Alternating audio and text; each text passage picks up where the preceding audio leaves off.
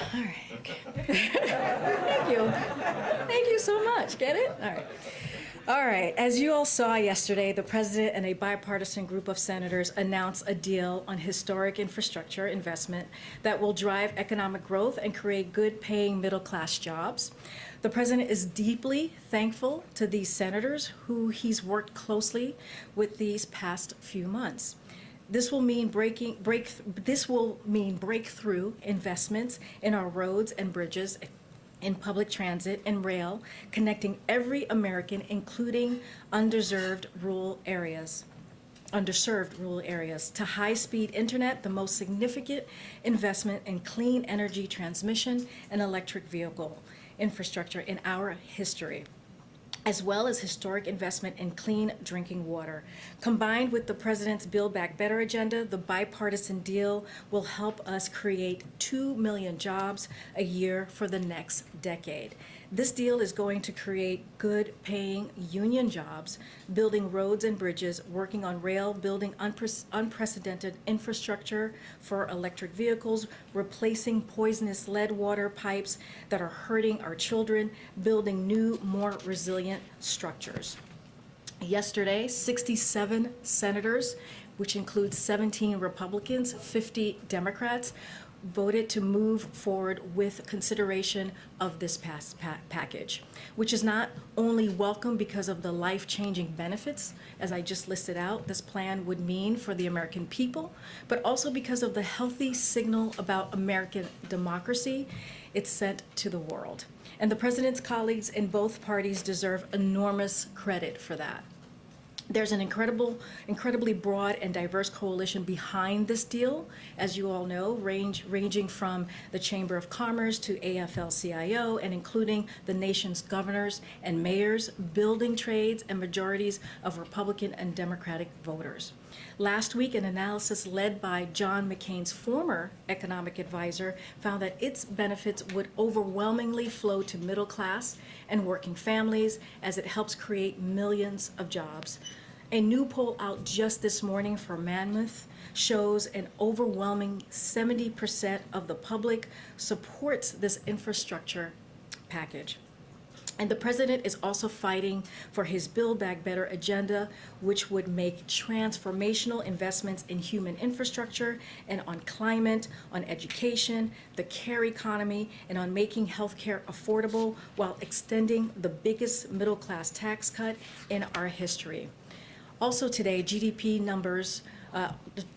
GDP numbers are further proof of the progress we've had jump-starting our economy. With today's data, the U.S. economy has now made up the losses of the last 18 months and surpassed the pre-pandemic GDP peak. In fact, in the first half of this year, the economy grew at the latest rate in nearly 40 years. It took 2 years after the last recession to return to the previous level. Today, it took half as long. You can see how far we've come just by looking at where we were this time last year. In the second quarter of 2020, we saw the largest decline in GDP on record, a decline of more than 31%. That's the story of the president's economic plan, taking us from the worst time of our economy in history to one of the best. The reversal is no accident.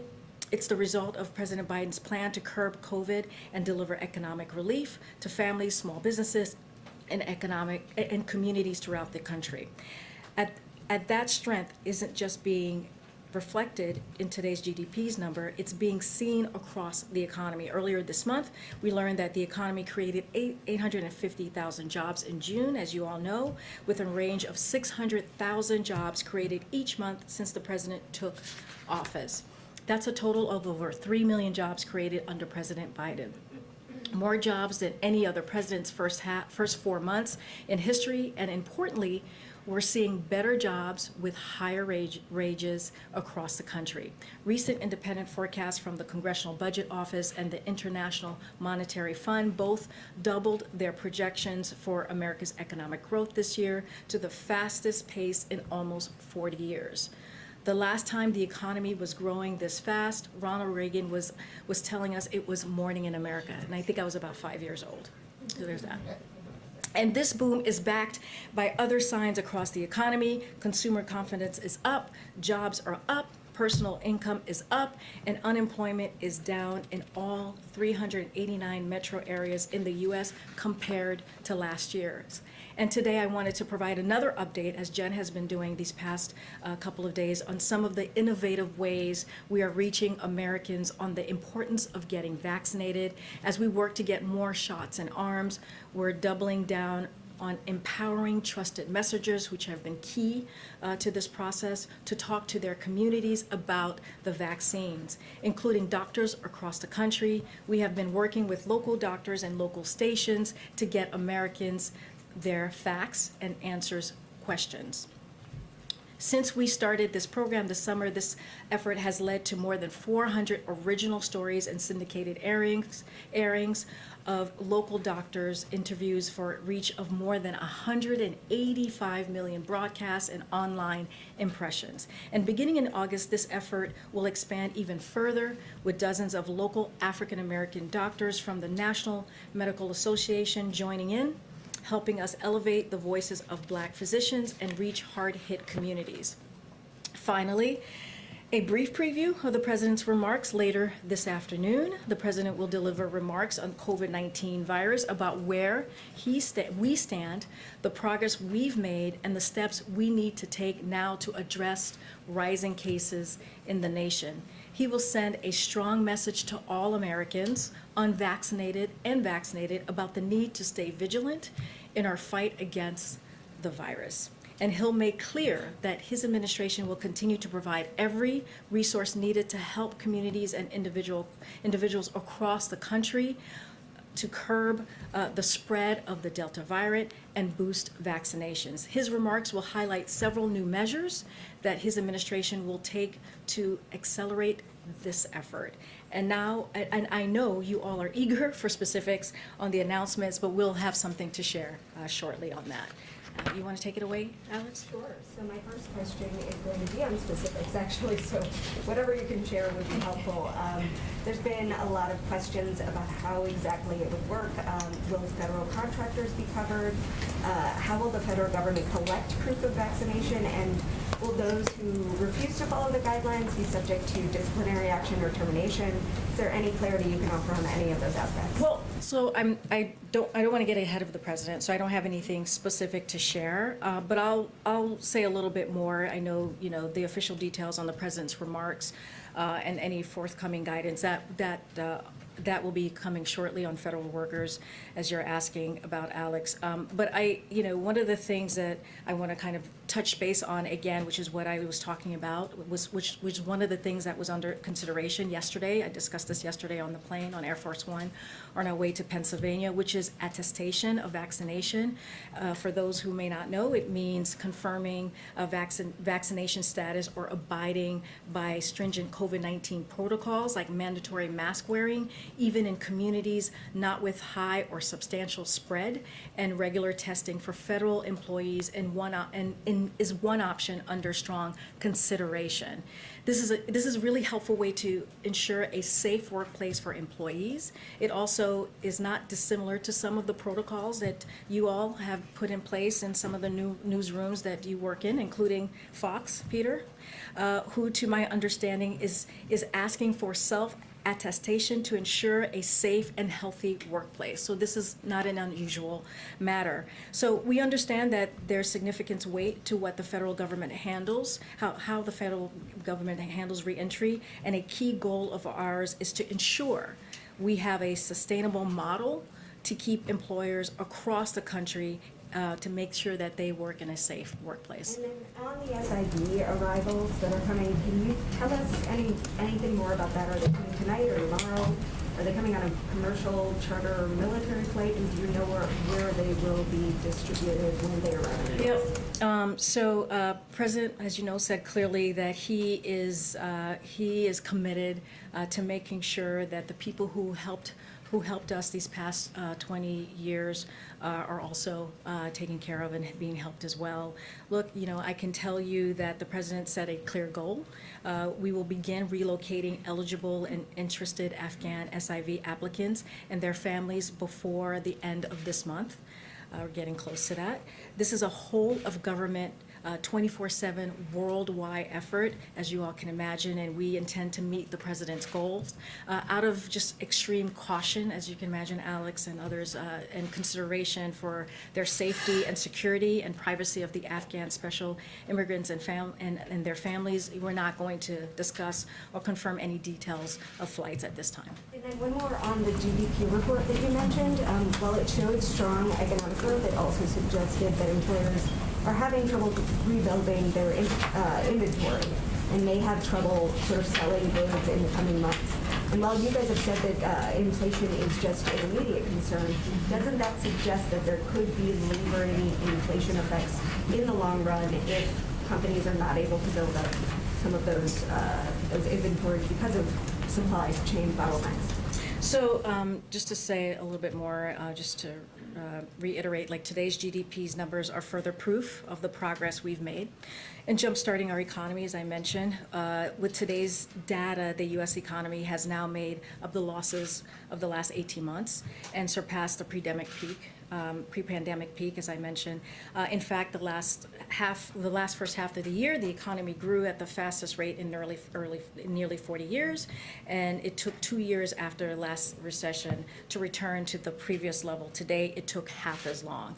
You know, just to give you a little bit more, just 1 year ago, CBO predicted real GDP would be 3% below its pre-pandemic peak in the second quarter of 2021. Today, we learned that thanks to the shots in arms and checks in pockets, it's now above the peak. You can see how far we've come just by looking at where we were this time last year. In the second quarter of 2020, we saw the largest decline in GDP on record, a decline of more than 31%. That's basically the story of the president's economic plan. This is what he has talked about for some time, and especially when you look at his economic policy, making sure that no one is left behind. This is part of, as we can imagine, as we've talked about, the Build Back Better plan. As it relates to the inflation and this GDP report, we knew the restarting the economy from a standstill in the middle of a pandemic would represent some challenges along the way, but experts inside and outside the administration believe that the data show the most of the price increases we are seeing are expected to be temporary. And so this is why we continue to push for sustainable, smart policies and investment, like the Build Back Better plan, which the president is going to continue to work hard towards. As I mentioned, this is his economic policy that he's talked about for the past year that started with the campaign, and it's really to make sure that we do not leave anyone behind. Now that you've got the infrastructure deal, does the president now turn his attention to the reconciliation bill? And does he hope to bring some Republicans along, or do you believe he'll just have to rely strictly on Democratic votes? Yeah, so as you can imagine, the president, this is just the beginning of the process. The president is committed to his Build Back Better plan, as I was just mentioning, which includes the reconciliation plan. As you can imagine, the president is going to continue to talk to congressional members on both sides of the aisles, as he's been doing this past 6 months, to make sure that he gets support for something that is incredibly important to the American public. And secondly, Iran has said they won't return to the nuclear talks until their new president is in power, which takes place on August 5th. Do you think the talks will resume then? How long are you willing to wait? So I'll say this. The timing for the 7th round has not yet been announced, as you all know, and we're not going to speculate to when that will be. Look, we've demonstrated time and again that we're prepared to move forward with a mutual return to the compliance with the JCPOA, the Iran nuclear deal. When Iran is done with its presidential transition process, we are prepared to plan our return to Vienna to continue with our talks. We remain interested in seeking mutual return to compliance with the JCPOA, though, as the Secretary has made clear, Secretary Blinken, this offer will not be on the table indefinitely. So this is something that we are still moving forward with and determined to make happen. I wonder if you have a ballpark estimate of of the percentage of the federal workforce that you believe is still unvaccinated? I don't have that number to share with you at this time, so I'm happy to check with our team, but I don't have a number to share on that. Do you believe that the president's announcement today is one of the goals of this to spark more private businesses to follow suit, as we've already seen in the last coming days? Well, I don't want to get ahead of the president's announcement, but like I said, when talking about today, the federal government, we see ourselves as a model for other companies and other organizations, and that's something that we don't take lightly. But as you can imagine, the president's goal, he's going to talk about this, and the president's goal these last 6 months is to really work to curb this pandemic, this virus, to fight against it. But it's going to take all of us. It's going to take all of us to do that. And our message continues to be, we have to make sure that people get vaccinated, and we're going to continue to do that as we've done these last 6 months. Thanks so much, Karine. We have heard from some associations ahead of the president's announcement today. The Federal Law Enforcement Officers Association says Americans have a right to privacy and choice. They're accusing your administration of pushing people to undertake a medical procedure. Are you expecting resistance to this announcement, and what is your response to that? So I'll say this. Look, our priority is the American people. We have to make sure people are safe, and we're continuing to save lives. That is the most important thing. That's how this president sees this. We listen to the science, and we provide Americans the information they need to protect themselves and help end this pandemic. That is key here. That is critical and important. And that is why we have strongly encouraged Americans to get fully vaccinated, take an unprecedented action to make it easier and convenient. It's very easy to get vaccinated. Just go to vaccines.gov and make an appointment and get vaccinated. It's so important, not just to protect yourself, but to protect your family. And so that is the goal here. This is what we want to do. We want to continue to make it easy and convenient for Americans to get a shot. And we've gotten more than 300 million shots in arms.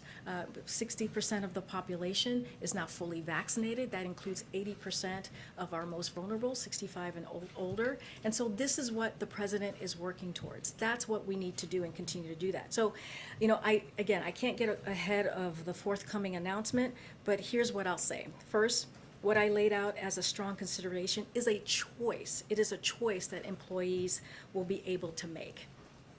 Because largely unvaccinated people continue to spread the virus, and until we have more people who are vaccinated and are curbing the spread, there needs to be proper protocols to keep Americans safe.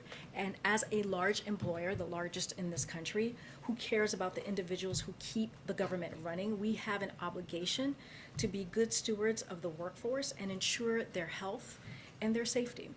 We're taking action to protect the federal workforce so that they can continue to execute on the hard and important work of government. And just lastly, the forthcoming protocols, much of what is discussed yesterday is not dissimilar to so many other workplaces as well. Just to follow up really quickly, will there be any changes to how frequently the president and the people around him are tested? We were told when the breakthrough cases were happening here at the White House that the president is tested every 2 weeks. Some people around him are tested every 2 days. Any changes to that? I don't have anything new to provide on that. We'll probably have some more information forthcoming. But as you can imagine, we're going to continue to follow the CDC guidelines.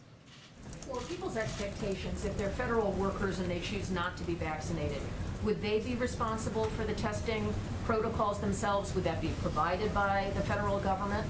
And then when we look at things like masks returning and so forth, does the president feel he needs to set any kind of new timetable for people's expectations about how long this new posture, given the Delta variant, might last? So I don't have anything further on your first question, Kelly-O. So I'll let the president speak to that very, very soon. In about a little bit more than an hour, he'll lay out his plans and what he wants to talk to the American people about. To your other question, can you repeat that again? Expectations. Since people are wearing masks now in D.C., we've got indoor mask requirements. That's happening in a lot of places around the country. We know just a few weeks ago the president had a very different approach. The science has changed, we're told. Is he going to try to set expectations for the public? So I think the president, there's not a goal or anything like that we're putting forth at this moment. What we want to make sure is that we get our message out there and make sure people are getting vaccinated. That is what the science tells us. That's how we're going to curb this pandemic, is making sure that people get vaccinated. That's what the president tries to do every time, almost every time he is at the podium or speaking to the American people, he says it. He did that yesterday when I was with him in Pennsylvania. He started at the top of his remarks talking about how this is a pandemic for the unvaccinated, and it continues to be. So that's what he's going to be working towards. Okay. Thank you, Karine. So President Biden says that we are not returning to lockdowns, shutdowns, and school closures, but he also once said that we didn't have to wear masks anymore once we were vaccinated. So why should Americans trust him now? Well, because we listen to the scientists, we listen to the expert. This is a public health situation. This is not about politics at all. This is about saving lives. And this is what the president is all about. He wants to make sure that we are saving lives. If you look at, Peter, the last 6 months, that's what he's done every day. And you see that in the numbers. Now we're at a point where we have to double down and make it very, very clear to people that we can't let the pandemic win. We have to continue to fight. So if you're listening to the science, if scientists come to you at some point down the line and say, it is our opinion that there should be shutdowns and there should be school closures, you would do that? Well, we listen to, like I said, we listen to the CDC and the expert and their guidance. The CDC is a body that is very well respected, and we follow their guidance. And after this new guidance came out, the head of the American Federation of Teachers, Randy Weingarten, came out to say we are going to try to open up schools. Is that good enough for the president, just trying? Well, the president and the Secretary of Education has been very clear. By this fall, they want to see all schools open. They've been very clear about that the last 6 months. That's why in the Historic American Rescue Plan that he signed into law in April, there are resources in that plan to make sure that schools are able to open up safely, that schools have the resources to have the PPE, to get that ventilation. And so the president had that in mind when he put together that plan and signed it. But now that after the plan was out there, now after this new guidance, the teachers are saying they're just going to try. Is that okay? Well, we're going to continue to work closely as we have with local governments, with the teachers, as we've done and continue to have those conversations. I want to add, though, that nearly 90% of teachers are currently vaccinated. That's a good sign. Now we just have to make sure we also protect our kids, right, in school. We protect the other administrators at school, people who are immunocompromised, and that's why the CDC put out that guidance, making sure that people are wearing masks in schools. And last one, just because you talk about this administration having a priority of protecting the American people, can you help us understand why is it that the federal government is asking vaccinated Americans to wear masks to stop the spread of COVID-19, but at the same time, federal agents are also releasing COVID-19 positive border crossers into small towns in Texas? How is that? Well, let's step stopping back the for a spread? second, because this is, okay, very interesting. I'm sure everything is fine. Something I said? It could be, but you did laugh at my joke, so maybe that's a reaction to laughing at my joke. Okay, so I just want to be very clear here. I do want to answer your question, Peter. First, just to step back and do this 30,000-foot view, there's been no change in Title 42. Families and single adults are expelled if possible when apprehended at the southern border. The majority of apprehensions that we saw at the border in June were expelled. Those who can't be expelled or are awaiting processing are often placed in alternatives to detention programs while their cases are being reviewed. CBP provides migrant with PPE from the moment they are taken into custody, and migrants are required to keep masks on at all times, including when they are transferred or in the process of being released. If anyone exhibits signs of illness in CBP custody, they are referred to local health systems for appropriate testing, diagnosis, isolation, and treatment. CBP takes its responsibility to prevent the spread of communicable diseases very, very seriously. We value our partners in local communities whose work is critical to moving individuals safely out of custody and through the appropriate immigration pathway, and assist in mitigating COVID-19 and isolating quarantine when needed. So that's what I have for you, Peter. Okay, thank you. Thanks, Karine. I know you don't have a number, but so we understand the changes that the president is going to announce. What is the current policy for federal workers reporting their vaccination status, getting tested? What does that look like? I'm gonna not get ahead of the president here. No, I Again, mean right now. I don't have anything to share with you about what the current policy is at this moment. I'm happy to go back and check with the team and see what we can get from that, for you on that. But I also don't want to get ahead of the president. He'll talk about this himself, and I just don't want to get ahead of him. Okay, so nothing to share on whether workers have to report anything? No, I don't have Okay. anything to share. And then yesterday, some federal whistleblowers came forward to raise concerns about the conditions inside the Fort Bliss HHS facility housing migrant children. They reported inadequate mental health services, filthy conditions, mismanagement. Has the president briefed on this, or are there any steps being taken to investigate? So I have not spoken to the president about this. I have not myself have seen this report to be able to talk to him about this. Let me check in with our team. As you could imagine, the safety of migrants, the safety of young people is incredibly important to us since they are in our care, as you can imagine. And so this is something that I'll check with our team on. Thank you. Gretchen. Thank you, Karine. On the eviction moratorium, which expires at the end of this week, we all saw Jen's statement on this. My colleagues just reported that congressional Democrats are seeking to extend that through December. Does the White House support Congress extending it to that deadline, or do you have a different deadline in mind? So let me step back for a second, because this is an incredibly important issue, as you can imagine, to the American people. So given the recent spread of the Delta variant, including among those Americans both most likely to face evictions and lacking vaccinations, President Biden would have strongly supported a decision by the CDC to further extend this eviction moratorium to protect renters at this moment of heightened vulnerability. Unfortunately, as some of you might know, the Supreme Court has made clear that this option is no longer available. In June, when CDC extended the eviction moratorium until July 31st, the Supreme Court's ruling stated that clear and specific congressional authorization via new legislation would be necessary to the CDC to extend moratorium past July 31st. And so in light of the Supreme Court's ruling, the president is going to work with Congress to make that happen, and if that is something that they're working on, well, we'll probably, hopefully, be working closely with them on that. So one follow-up on that. Some lawmakers, including Maxine Waters, are also pushing the CDC to just extend the moratorium again and then challenge the courts to overturn it. So if the congressional route doesn't work in the time frame that you have, why not go that route and see what the Supreme Court does? Let me just share a little bit about what we have been doing. So we will continue in all of government effort to keep Americans safe and housed through the swift dispersal of emergency rental assistance to states and cities, which has been incredibly important to the American people. And so we're going to make sure we get the word out, and so that people know that the availability of rental assistance is out there, and to support grantees in ramping up their efforts.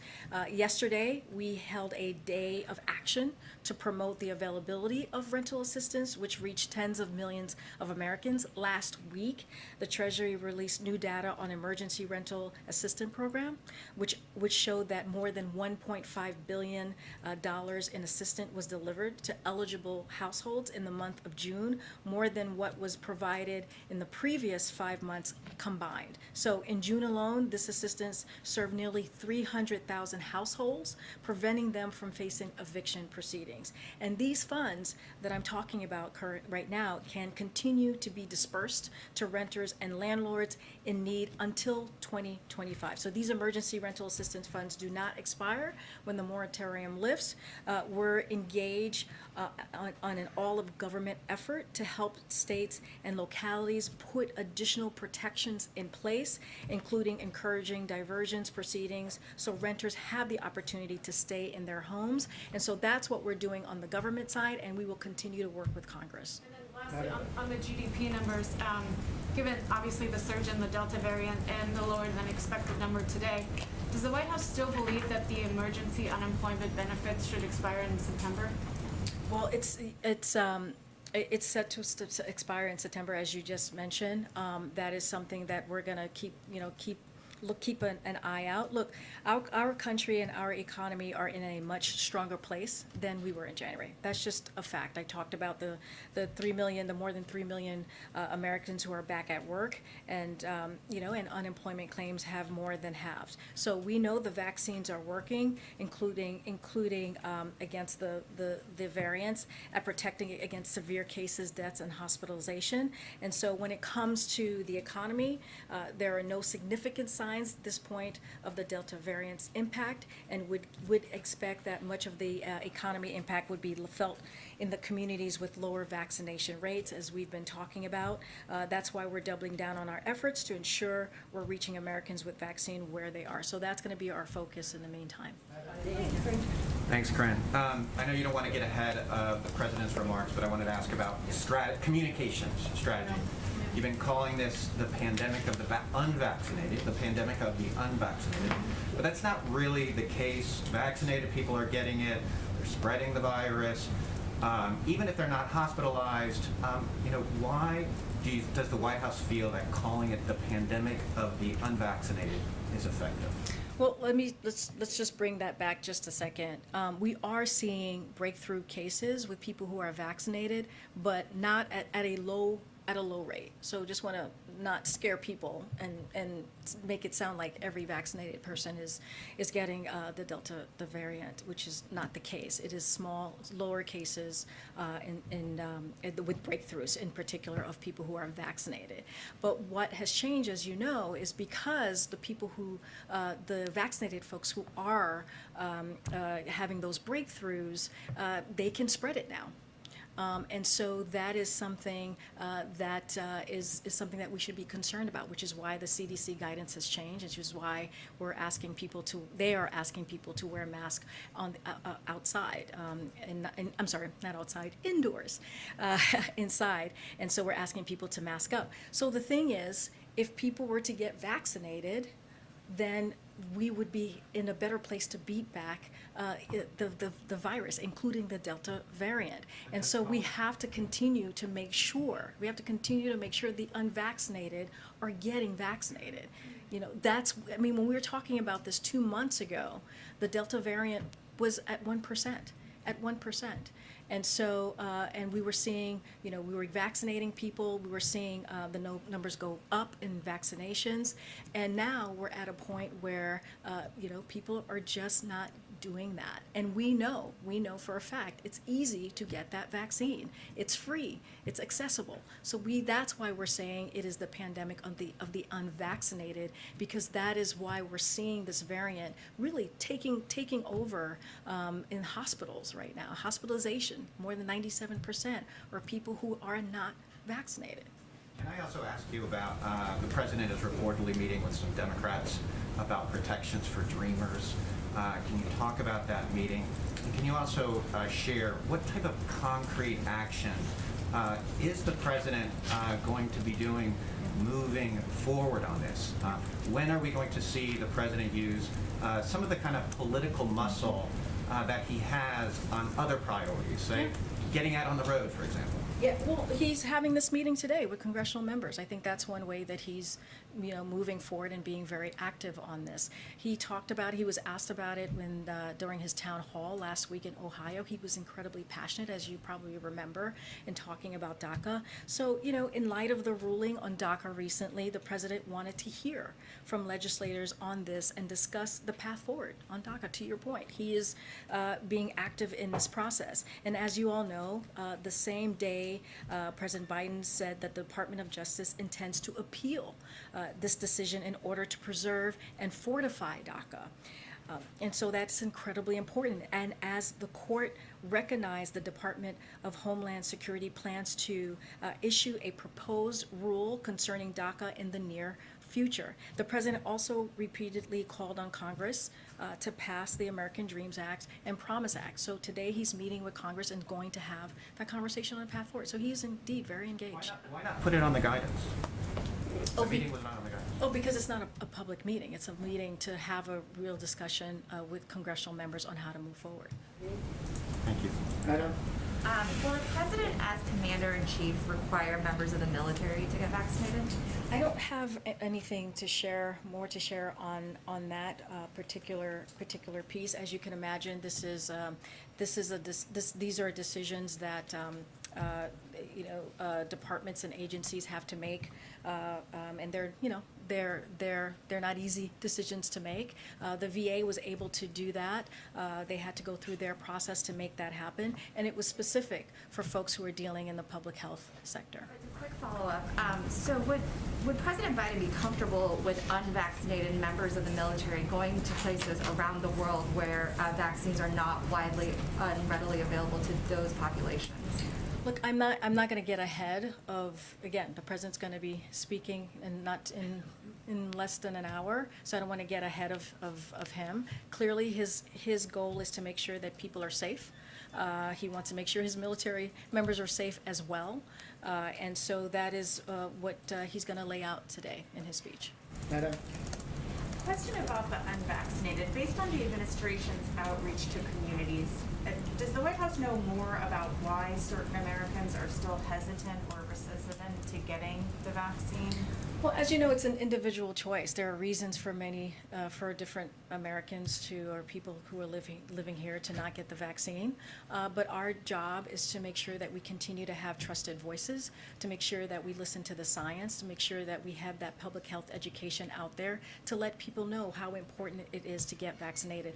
I don't know, the different reasons of why people are not getting vaccinated. There are an array of reasons. Misinformation is one of them. Disinformation is one of them, which we had the Surgeon General was here not too long ago talking about that and what the data that he had to share and how dangerous that was or that is to many Americans. But our job right now, and as we have continued, as we're going to continue to do, as we have done, is to make sure we get that information out there and people understand and listen to the science and the health expert and get vaccinated. Some major companies announcing new vaccine policy. What is the White House's position or guidance to companies thinking of implementing similar mandates or requirements? So as you know, are you talking about verification, vaccine verification, or? Yeah, or for instance, we learned today Danny Meyer is mandating employees and indoor diners to be vaccinated. Well, we're as you know, we're not going to mandate, we're not going to do the mandating across the board for the American people. What we're going to continue to do is listen to the guidance, the CDC guidance, listen to the expert, and follow what they tell us to do. And but we're not going to be mandating anything from here. Does the White House, though, encourage companies to implement their own stricter policies? Yeah, they have the flexibility to do that. They are private companies, private organizations. They have the flexibility to do that, to put in mandates that works for them, that's important to keeping their staff safe, and that is important. I'm told we have to wrap. Oh, okay. Oh my goodness. I'll take one more. Karine, can I ask a question about travel restrictions? Thank you Go ahead, very much. go ahead. What is the difference to the administration between a vaccinated American traveling to Europe or the UK or any other country that the U.S. has travel restrictions on and potentially bringing back the Delta variant or some other strain of COVID, and someone who's vaccinated from one of those countries coming here and potentially bringing one of those variants with them? So let me, the travel restrictions comes up often. I'll say this for now. The administration understands the importance of international travel and is united in wanting to reopen the international travel in a safe and sustainable manner. The reopening process is guided by the science and public health. Given where we are today with the Delta variant, as you were just laying out, Francesca, the United States will remain existing travel restriction at this point for a few reasons. The more transmittable Delta variant is spreading, both here and around the world. driven by the Delta variant. Cases are rising here at home, particularly among those who are unvaccinated, and appear likely to continue to increase in the weeks ahead. And the CDC just advised Americans against travel to the UK this past Monday, given their surge in cases. Any travel from any other countries, I would refer you to them. But what is the basis for the travel restriction? We can talk about this. Thanks, everybody. I'll see you tomorrow. Thank you.